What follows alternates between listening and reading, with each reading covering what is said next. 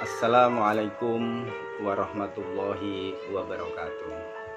Apa kabar sahabatku semua, saudaraku dimanapun berada. Semoga kita selalu diberi hidayah, diberi kebahagiaan, diberi keselamatan dari Allah Subhanahu wa Ta'ala. Saudaraku semua dimanapun berada, akhir-akhir ini kita baru diuji, bumi kita diuji, negara kita diuji, di seluruh dunia dapat ujian dengan adanya virus yang baru melanda bumi pertiwi. Sahabat, ikuti aturan apa yang diberikan dari pimpinan negara atau pemerintah kita. Jangan panik sahabatku. Kadang-kadang sakit itu datang bukan karena penyakit itu sendiri, tapi karena kepanikan itu sendirilah yang bikin kita jadi bermasalah.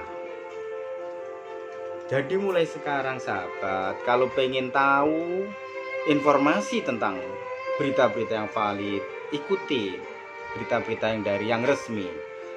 Buang sampah-sampah hoax, berita-berita yang nggak benar, video-video hoax, jauhkan sahabat. Karena pikiran-pikiran yang kacau karena membaca berita yang nggak benar, lihat video yang nggak benar, ketakutan yang berlebihan, itu yang bikin kita sakit sahabatku. Jadi kadang-kadang kita nggak sakit, kita sehat karena kita parno, karena kita berlebihan memikirkan dengan berita-berita yang masuk di mata dan telinga kita. Jadi kita jadi parno, akhirnya kita sakit. Sekali lagi sahabat, kalau Anda pengen bahagia, Anda pengen tenang, Anda pengen damai, buang sampah-sampah itu. Daripada Anda melihat berita-berita yang tidak penting yang dikirim di grup-grup WhatsApp yang nggak jelas sumbernya, dari tangan satu ke tangan lain disebarkan lagi, apalagi Anda ikut menyebarkan pula. Selain menambah dosa karena orang-orang ketakutan, jadi parno, jadi serba salah, akhirnya dia malah pikirannya kacau, jadinya akan sakit sendiri. Jadi sakit bukan karena virus itu, tapi sakit karena pikiran-pikiran yang kacau, membaca berita, melihat yang enggak, berita-berita yang enggak valid itu sahabat. Sekali lagi, kita punya pimpinan. Di negara ini ada yang memimpin. Percayalah, pasti pemerintah akan memberikan yang terbaik buat rakyatnya. Tidak ada seorang pemimpin yang akan memberikan tidak terbaik buat rakyatnya. Kalaupun ada berita-berita yang menyalahkan, yang membuli pemerintah, yang mengatakan tidak benar, buang saja. Itu orang-orang sakit hati sahabat. Itu orang-orang yang tidak bisa menerima kenyataan sahabat. Kalau Anda mengikuti yang begitu, siap-siap Anda akan sakit. Kalau tidak percaya, sugesti dengan keburukan, hati Anda pasti akan buruk. Nggak usah susah-susah. Kalau kemarin saya sampaikan, kalau kita sugesti kepala kita itu sering mengeluh sakit, nanti lama-lama Anda akan jadi pasukan putri, sakit beneran karena disugesti dari hati dan pikiran kita. Sekali lagi sahabat, jangan parno, jangan takut. Kita ambil hikmahnya saja. Contohnya begini, kalau kita nggak boleh keluar, nggak boleh banyak interaksi, suruh di rumah. Kalaupun Anda harus keluar rumah, harus kerja, ataupun harus melakukan sesuatu hal, paling tidak gunakan alat APD atau masker, alat pelindung diri. Kan sudah dikasih tahu aturan-aturan itu. Kalau Anda memang pilek, Anda batuk, ya pakai rasa, ditutup, pakai masker, jangan interaksi dulu. Kasihan keluarga kita, saudara kita, teman kita. Sekali lagi sahabat, kita untuk di rumah muhasabah diri, merenung diri, banyak istighfar, banyak berdoa, banyak baca kitab suci, sambil kumpul keluarga. Mungkin selama ini kita jarang kumpul karena sibuk dengan urusan kita masing-masing, sibuk dengan kerja kita, sibuk dengan kita nyari nafkah. Kita tarik mundur.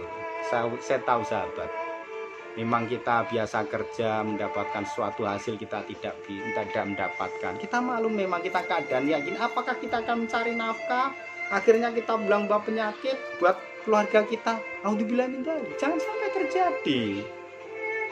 Kita tahan diri sahabat. Pasti semua ada hikmahnya. Apapun yang terbaik adalah hak Allah. Tugas kita berusaha, ikhtiar, berdoa. Kalau nanti kita sudah berusaha, apa yang diberikan terbaik oleh Allah itu manjal yang terbaik.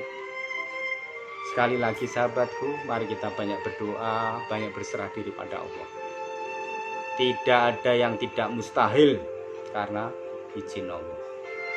Kita hanya manusia, tugas kita berusaha berdoa, tugas kita hanya memohon, meminta, tugas kita hanya berusaha bagaimana semaksimal mungkin untuk meraih sebuah harapan.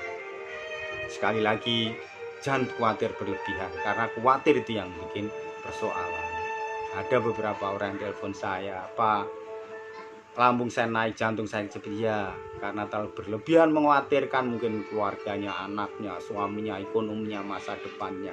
Bukankah semua itu urusan Allah? Tugas kita hanya mengedukasi, berusaha belajar, menyampaikan ke keluarga, ke anak, ke pasangan. Hasil urusan Allah. Sahabat, jangan berlebihan. Sekali lagi, jangan berlebihan. Kita kembalikan ke Allah. Apa yang terbaik urusan Allah. Jangan pernah menyesali masa lalu. Syukuri saat ini. Jangan mengkhawatirkan masa depan. Serahkan sama Allah. Biar hati kita damai, hati kita bahagia. Terima kasih sahabat. Yang salah dari saya pribadi, kebenaran hanya milik Allah mutlak. Cukup sekian. Wallahu muwaffiq ila aqwamit thoriq. Wassalamualaikum warahmatullahi wabarakatuh.